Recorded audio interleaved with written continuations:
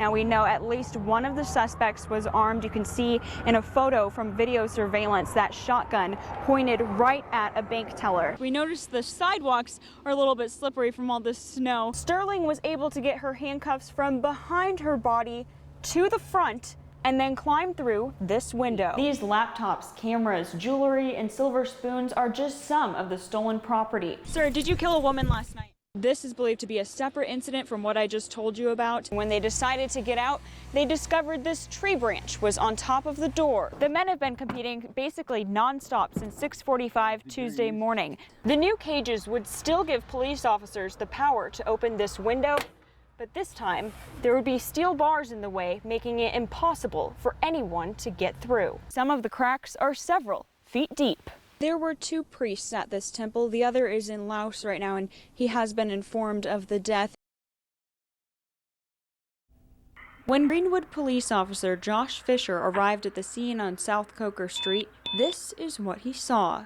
Police say Jessica Sterling led officers on a high-speed chase in her own car and eventually crashed it into a fence. They were able to take her into custody after she tried to flee on foot there on scene. Police Chief Will Dawson says officers could hear banging on the windows. When they opened the door, Sterling sprung from the car, headbutting a deputy. You're not going to get shot at all, you hear me? The officers used handcuffs, leg irons, and a hobble to restrain her, and she was put back in the patrol car. Pick her up, slide her in. Dawson says the car was running to keep the AC on so the suspect wouldn't overheat. Now go to the other side, pull her through. This is the last time officers would see her in the back seat for the rest of the night. Sterling was able to get her handcuffs from behind her body to the front and then climb through this window. While police were searching her car, she drove off. Oh, my car's being stolen. Who did it? Did you get up in it? I don't know. Want to hop in mine? Want to get mine, Sarge?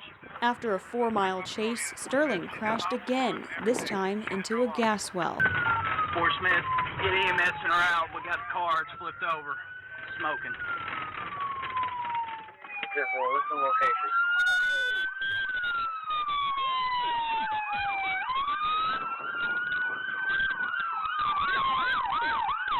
With the Tahoe on its side, officers realize Sterling is trying to get a rifle in the vehicle. She's trying to get that gun out. Fort Smith, be by. She's trying to get his rifle out of his lock back there. Let go of the rifle!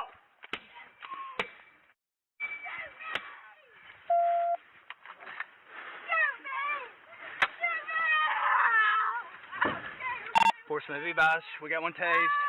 The video ends shortly after that. A deputy on the scene says they were able to get Sterling out of the vehicle through the windshield. In Greenwood, Amy Slanchik, 5 News. We know it was a tornado. I mean, our son and daughter-in-law saw it, and then 2 minutes later it hit us. Jim Gardner, his son, and both of their wives were eating dinner on Memorial Day when they say something didn't seem right. This thought just came into my head that I should go up onto the balcony outside my parents' bedroom. It was from the balcony that Jim's son, James, says he saw the EF2 tornado coming toward the house. The family quickly headed to their storm shelter, grabbing nothing more than a blanket and their dog, Peanut.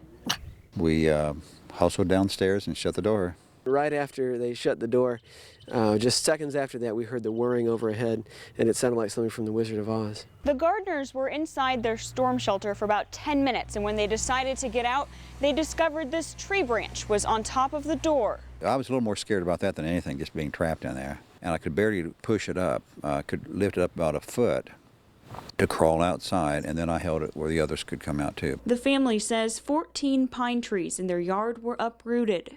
But among the walls, the tornado ripped apart and the leaking roof. No one was hurt, and their photos are okay.